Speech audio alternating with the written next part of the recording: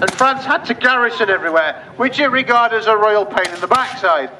Not only that, but France kept falling out with the countries next to it, and we just kept paying them to fight them. This happens with Austria. In fact, the Prince of Austria said, I won't fight you, Napoleon. British said, we'll give you some money. He went, all right then. 3 times he'd done it, 3 times. And then, of course, Napoleon would go on to upset Spain, where the British would quite often send troops, and if it looked dicey, they'd simply ship them all out by ship, turn up somewhere else. In Spain, of course, the royal family there had a big argument. The son went and upset his dad. He tried to assassinate him. I mean, it was a legal try, you know, it didn't go well. So Napoleon said, I'll mitigate between you. So he sat mitigated, and he said, I've changed my mind. I'm going to solve the problem. I'm going to be Emperor of Spain. Spain gets a little bit upset, joins the Britain. So basically, the Napoleonic Wars, and there's about 7 major ones. It's not just one thing. The thing that can be said is, Britain's on one side, paying everybody else to do it, and turning up where they like, and of course, naval blockade. And of course, when the naval party, the trade organisation, which was based in the Netherlands, said, we might want to stop this naval blockade, we might want to complain, the British just sailed and set fire to a lot of things. They went, no, we're not going to do that. Twice they've done it. But yeah, it's a series of shifting coalitions where people are on different sides. The biggest jump, of course, at the end of the Napoleonic War, they stopped Napoleon. This is War 6, not 7. They said, that's it, we've caught you, end of story. Shipped him off to a little island somewhere, says, don't be bad, no more of this. Re-put the king back, nobody liked him. Napoleon comes off his island, comes back to France. They said to the army, go arrest him. The army said to Napoleon, we're here to arrest you. He went, I'm Napoleon. They went, yeah, fair enough, let's have another crack. And War 7 breaks out, which is, of course, the one that famously ends with Waterloo.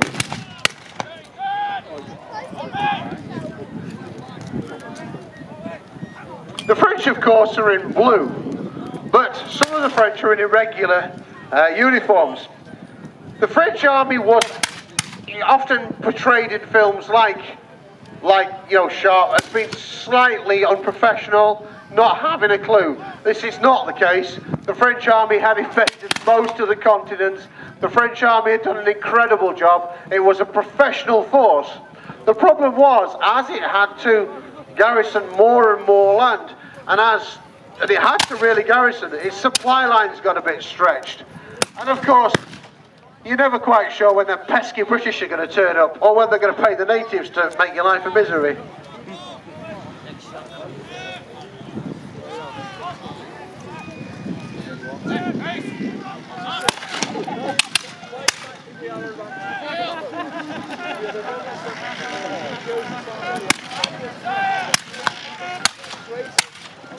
You hear the bugle call there, the British calling the retreat by bugle call.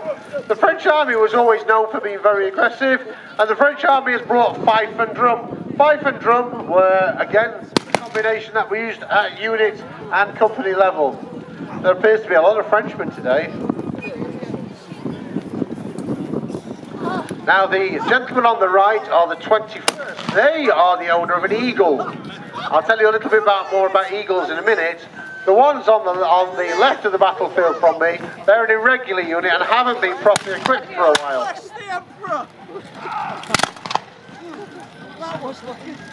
But the British are in good order. They're not being phased by this. They're just simply retreating in good order in what's called skirmish order. So you'll notice that they're actually operating in pairs, and they're falling back.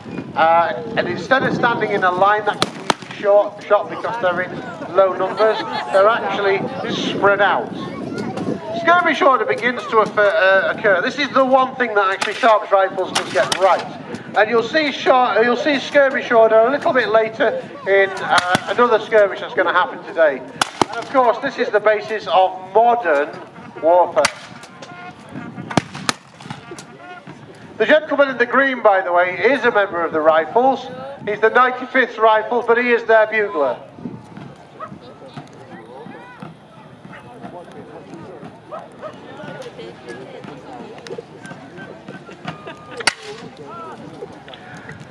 We do occasionally get people representing the rifle units, but actually the rifle units make up a very small percentage of the Napoleonic army, and often we end up with a massive disproportionate amount of rifle units, to be fair.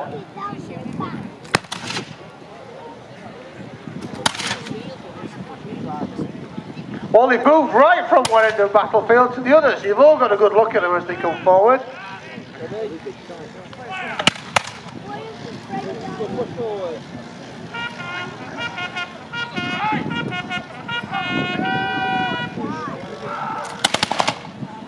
You see our engineer there, by the way, he's got like that massive axe. I didn't say he was an engineer, his job is to go through things. He's got several other things. He's got a hedging hook there, and he's got a massive axe. And it looks to me like the British are going further back and further back. This could end very badly because they could end up taking fire on two sides as they march back into the corner here.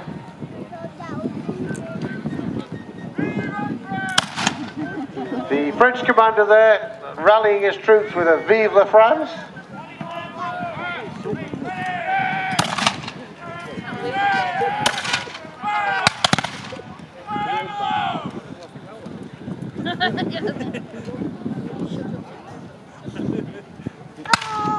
This, of course, is still the age of black powder. Black powder is, of course, very, very smoky. Yesterday we had a lovely clear day with no moisture in the air. Today we have got a little bit of moisture in the air, and even though there's only about 40 people on the field, you can see that there is clouds of smoke. Imagine that this whole rank filled up this field, and imagine just how much smoke would be generated.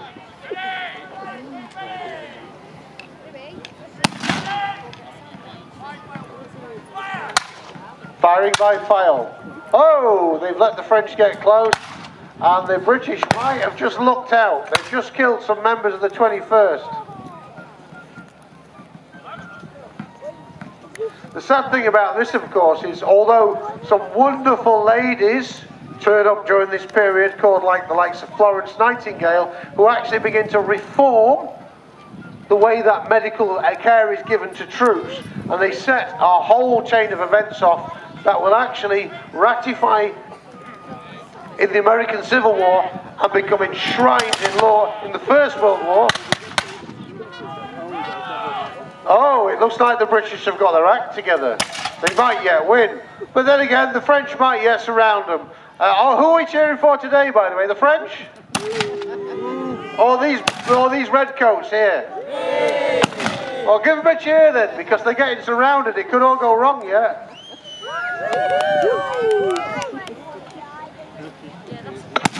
The cheer for the French, by the way, is Vive la France. Oh, the engineer's got his axe out. Here he goes. Oh! Oh, low blow. The other one's having none of this. He's seen the writing on the wall here.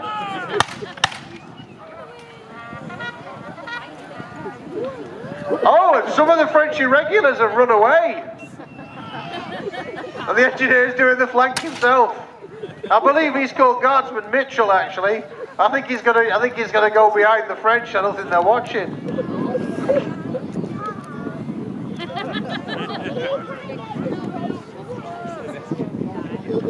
Oh, it might have turned into a rout. British are checking their lines. They're gonna do this by the book. Let's walk up, see the whites in their eyes. Oh no, the French are leaving. They've had enough.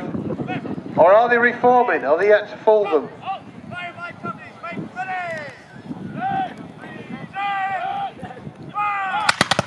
You may know that they don't say aim, they say present. There is only one sight on these, it's at the front. There's no rear sight. At 50 yards you don't really need one. The same, again, can be said for shotguns. Shotguns are exactly the same. There's a bead on the front, there's no rear sight.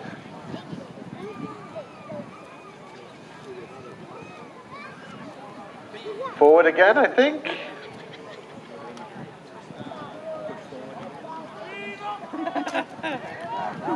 Anybody for Vive la France?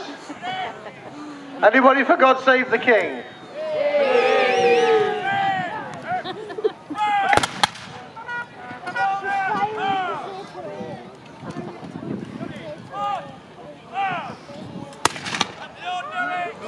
they've got the engineer. Oh, did he get an R there?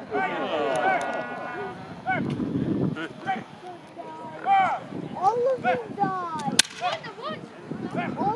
A couple of the French there still on the field. Charge bayonets. Oh, they've gone for cold steel. They've gone for cold steel. And the French have left the field. Today is a victory for the Redcoats.